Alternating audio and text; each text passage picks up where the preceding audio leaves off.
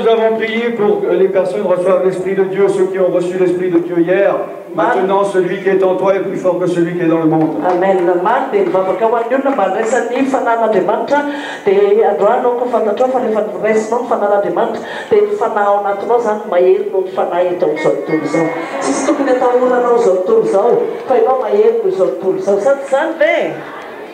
Amen. Donc j'ai vu ce qui m'attendait. Et je savais que ça n'avait pas de fin, c'était éternel.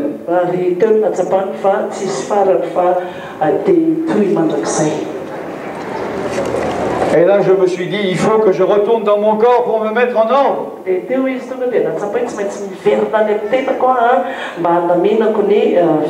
Car je savais que une fois que tu es mort, tu ne veux plus rien faire. Tu ne veux plus changer ta destinée.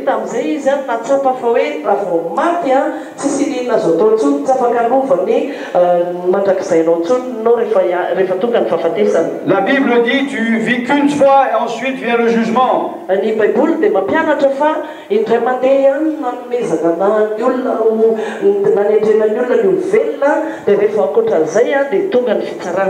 Le purgatoire n'existe pas, c'est une invention du diable.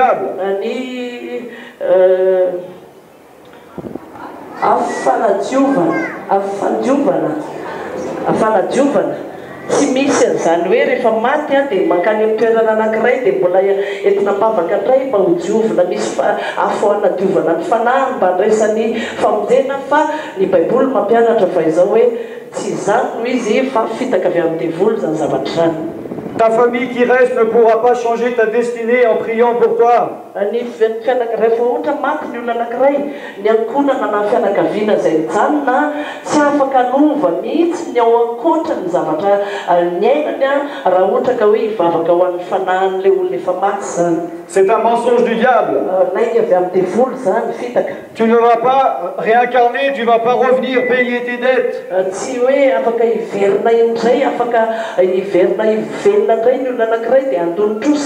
Tu ne vas pas griller en enfer quelques années et ensuite quand tu auras payé, tu pourras rentrer au paradis.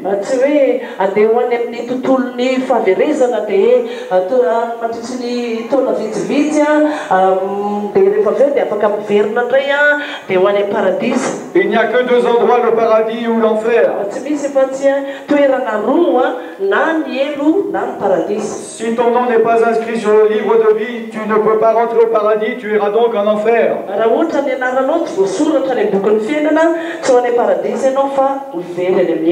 Que tu y croies ou que tu n'y croies pas, c'est ce qui va t'arriver. Donc mets-toi en ordre aujourd'hui. Car aujourd'hui ce n'est pas trop tard. Aujourd'hui tu entends. Aujourd'hui tu peux entendre.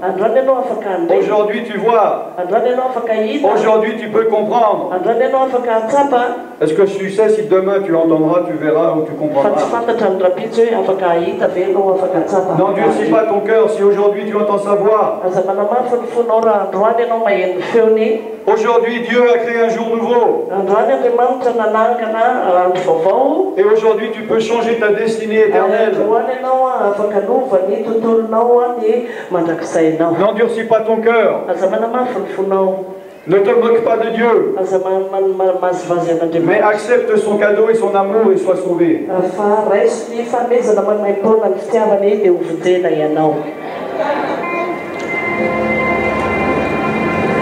Et donc, je voulais retourner dans mon corps.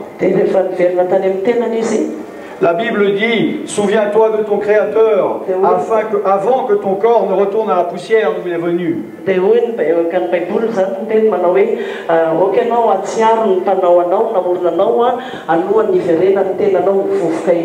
Et que ton esprit retourne à Dieu qui l'a créé. Ecclésiaste 12.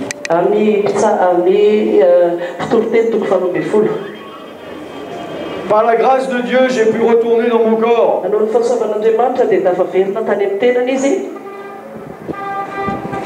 Mais des millions de personnes n'ont pas pu retourner dans leur corps.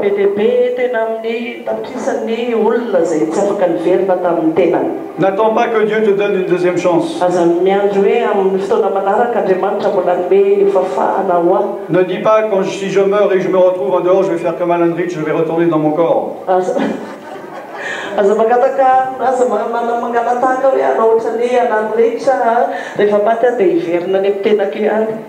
Ce n'est pas toi qui maîtrise ça, c'est Dieu.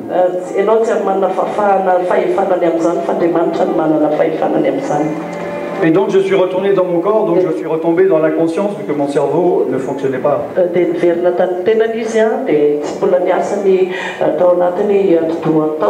Et j'ai voulu commencer, quand je me suis réveillé, j'ai arrêté de faire du mal.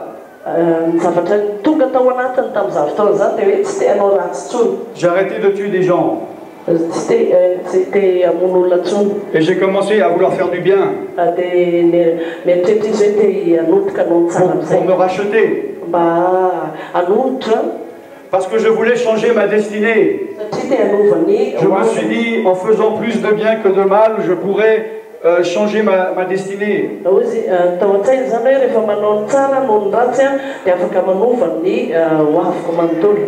Mais je ne savais pas comment faire. Je ne connaissais pas Jésus-Christ. Je ne connaissais pas le nom de Jésus-Christ. Je ne connaissais pas le sang de Jésus-Christ. Personne ne m'en avait parlé.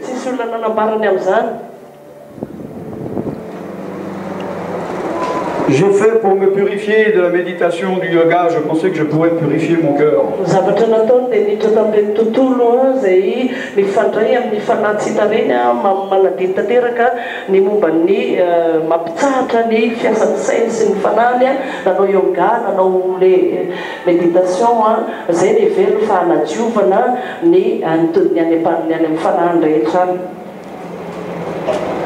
J'étais devenu végétarien, je devenais dur avec mon corps.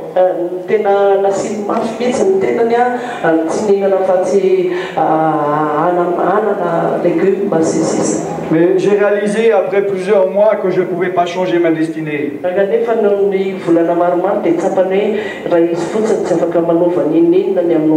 Que je sois la pire des personnes ou la meilleure des personnes, je ne pouvais pas changer ma destinée.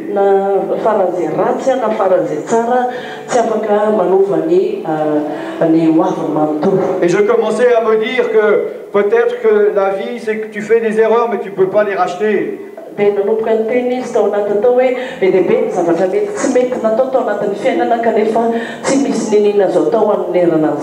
Et que finalement, ma destinée était tracée et que la prochaine fois que j'allais mourir, ces démons seraient là, ils m'attendraient pour l'éternité, je serais tourmenté pour l'éternité.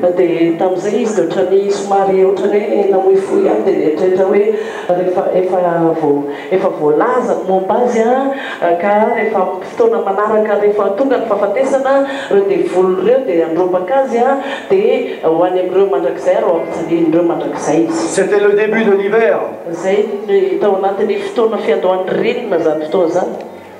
L'institution m'avait mis à la porte, il m'avait payé une chambre pour 1 mois.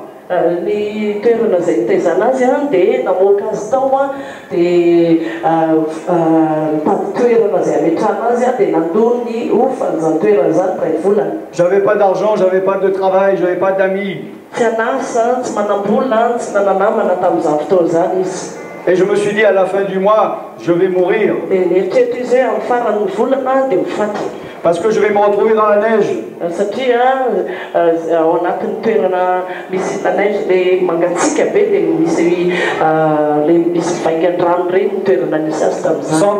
Sans habit chaud, on ne peut pas survivre dehors. Et j'avais pas d'argent pour manger, je devais voler pour manger.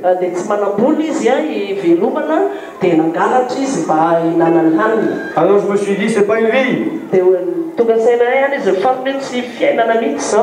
Autant mourir. Puisque je ne peux rien changer.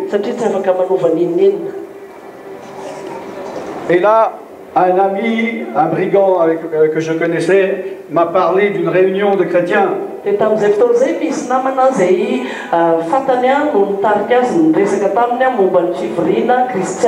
Mais moi je haïssais les chrétiens. Je haïssais la Bible. Je haïssais Jésus-Christ. Car les démons avaient mis la haine en moi. Car ils ne voulaient pas que je m'approche de chrétiens. Car ils ne voulaient pas que je m'approche de la Bible. Car ils ne voulaient pas que je m'approche de Jésus-Christ. Parce qu'ils savaient que si je m'approchais, j'allais être sauvé.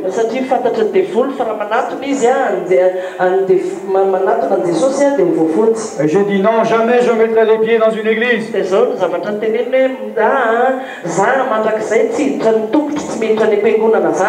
Mais il a insisté longtemps. Il m'a dit c'est pas une église. Il m'a donné plein d'arguments. Au point où j'étais fâché, j'ai dit ok, je viens, on fait un accord, je viens une seule fois dans ma vie et après tu me parles plus jamais de ça.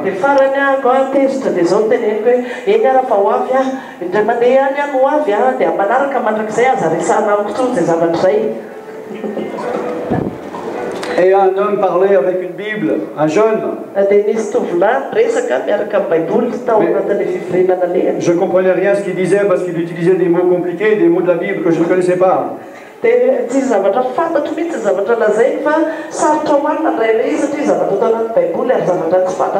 toute façon, je n'étais pas là pour écouter la Bible, j'étais là pour attendre 1 heure et sortir de là et plus jamais revenir de ma vie.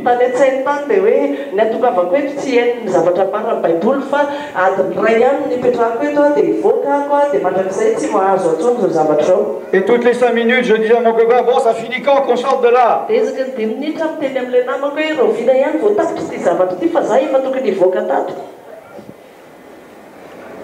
Donc je n'écoutais pas, mais j'entendais régulièrement 2 mots qui sortaient.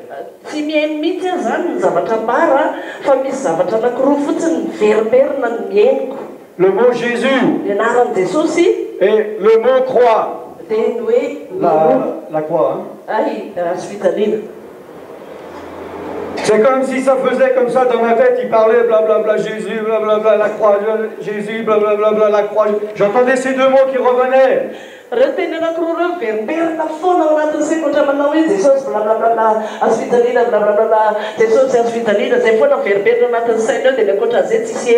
Et ça commençait à m'énerver. Je me disais pourquoi il utilise tellement ces 2 mots.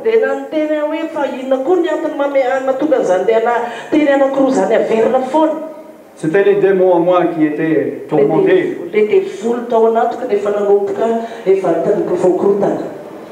Parce que les démons, soit ils te tourmentent, soit ils sont tourmentés par l'Esprit de Dieu. Amen.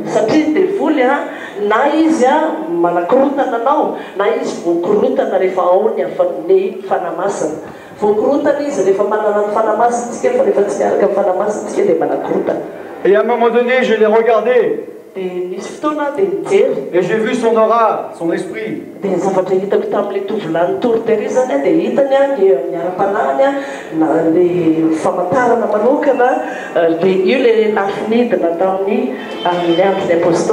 Et là, j'ai vu une aura complètement blanche.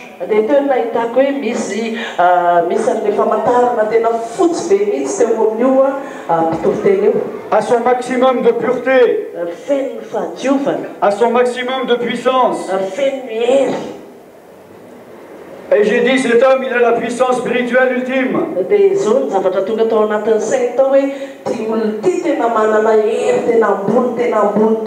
Alléluia. Alléluia. Je n'avais jamais vu de musulmans, de bouddhistes, d'hindouistes avec une aura pareille.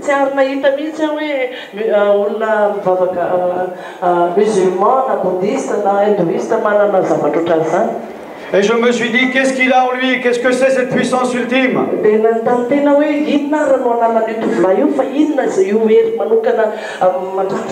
dit, je veux qu'il me transmette cette puissance.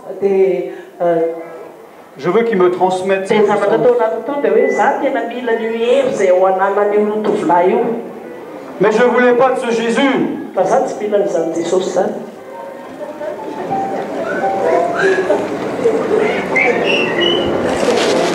Ah, je dois raccourcir. Hein.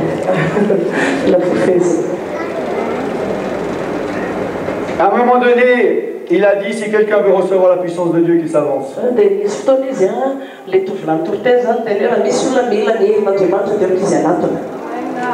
Alors moi, j'ai couru devant. J'étais le seul. Et je me suis dit, il va me donner cette puissance, je vais partir de là et je ne vais plus avoir affaire avec des chrétiens de ma vie.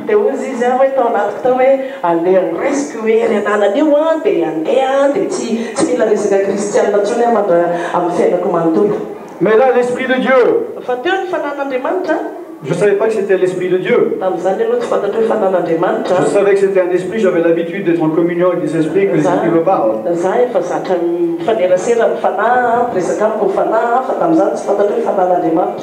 L'Esprit de Dieu me montre que je dois passer par Jésus-Christ et par la croix, que je dois demander pardon pour mes péchés et mon détourné.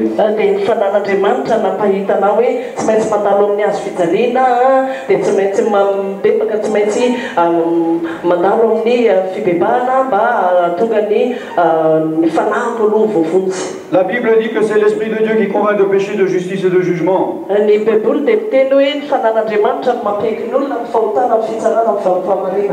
Amen.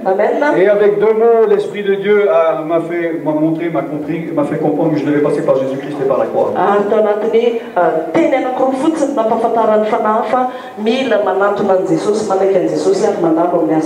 Et moi j'ai dit à l'Esprit, je ne veux pas de Jésus-Christ, je ne veux pas de la croix. Mais donne-moi la puissance. C'est là où l'Esprit de Dieu m'a montré et il m'a dit, si tu continues la vie que tu mènes maintenant,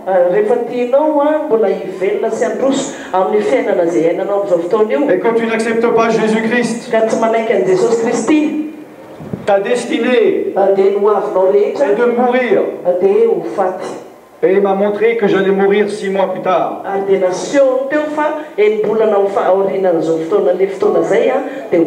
En mars 1978. Il m'a montré une vision où j'allais mourir, quand et comment. Et quand l'Esprit de Dieu parle, vous savez que c'est sérieux. Amen. Si Dieu dit quelque chose, cela s'accomplit. Et moi, comme je savais que je n'étais pas prêt à mourir, j'ai accepté le contrat de Dieu. J'ai accepté Jésus-Christ. Amen.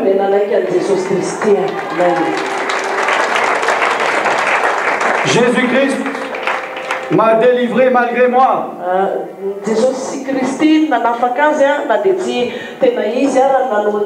Il a trouvé des moyens de m'attirer à lui,